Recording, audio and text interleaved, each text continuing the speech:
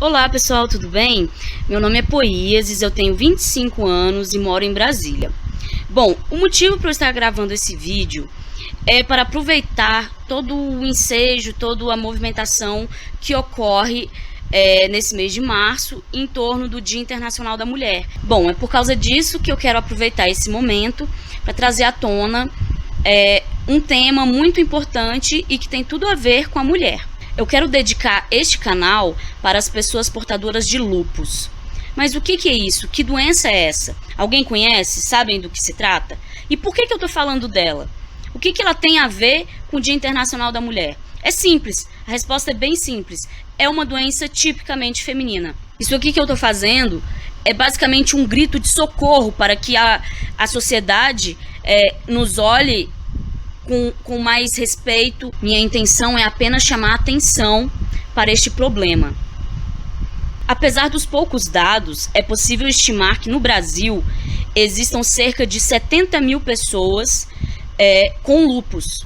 E dessas 70 mil pessoas, 90% são mulheres. E dentro dessa estatística de 90% sendo mulheres, estou eu. Mas então, e aí? O que é o lúpus? Vou dar um exemplo para vocês. Se eu digo para alguém que eu tenho um lúpus, a pessoa olha para minha cara e fala assim: ah, é aquela doença lá do seriado Dr. House? Aí eu olho para cara da pessoa e respondo assim: só que dessa vez é de verdade. Um outro exemplo típico, alguém olha para mim e fala assim: ah, é aquela da novela, aquela menininha que tem a doença lá da novela da Globo? É essa? Aí eu falo assim: só que não é bem daquele jeito, né? É um pouquinho pior do que parece ser.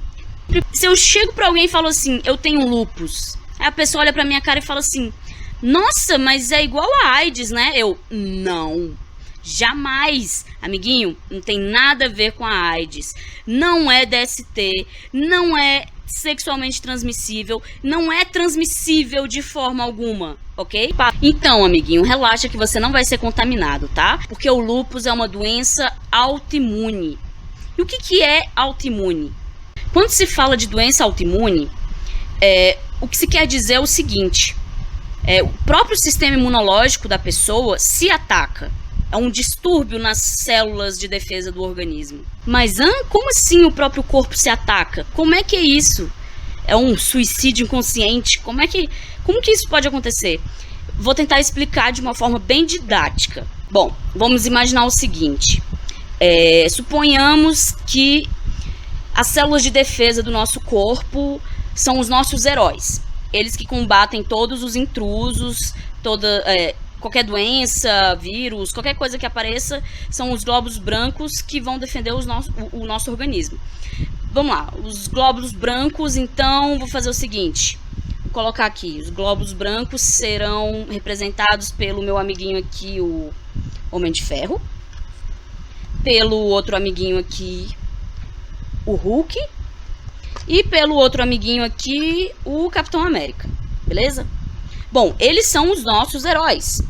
Quando chega algum intruso, vamos ver aqui, chegou uma doença, o que acontece?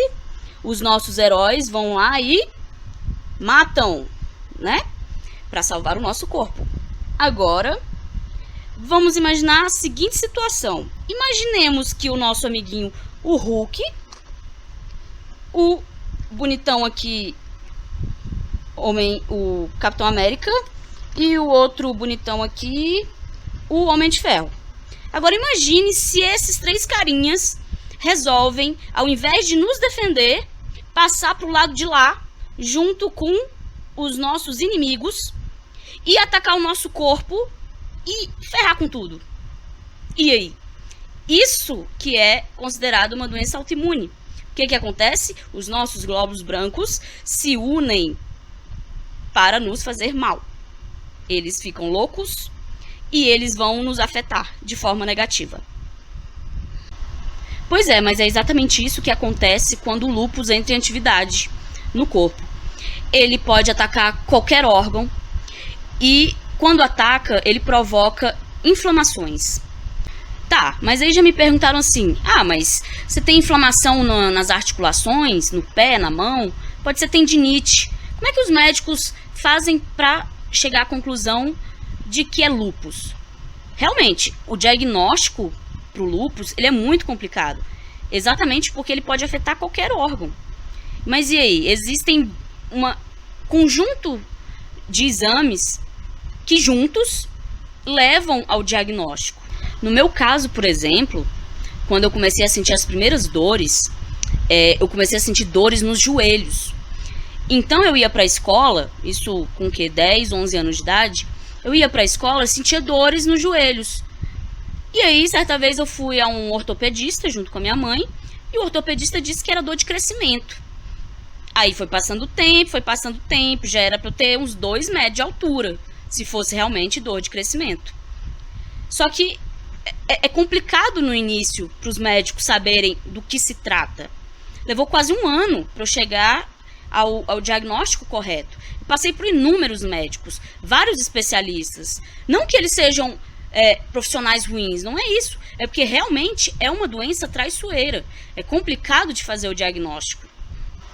O meu diagnóstico só veio quando as dores que ficavam nos joelhos passaram para os pés, para os dedos, cotovelos, mãos, braços. E aí, de repente, eu me vi entrevada numa cama, sem conseguir me mexer, com dores em todas as articulações do meu corpo.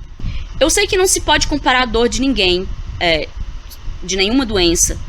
Mas assim, você ficar entrevada numa cama, sentindo dor, sem conseguir levantar nem para ir ao banheiro, nem sequer conseguir franzir a testa e pedir, pelo amor de Deus, por uma injeção, para tirar aquela dor, pelo menos por 1 minuto, por 1 segundo, para eu pelo menos respirar aliviada, é muito complicado. Só quem já passou por isso sabe do que eu tô falando.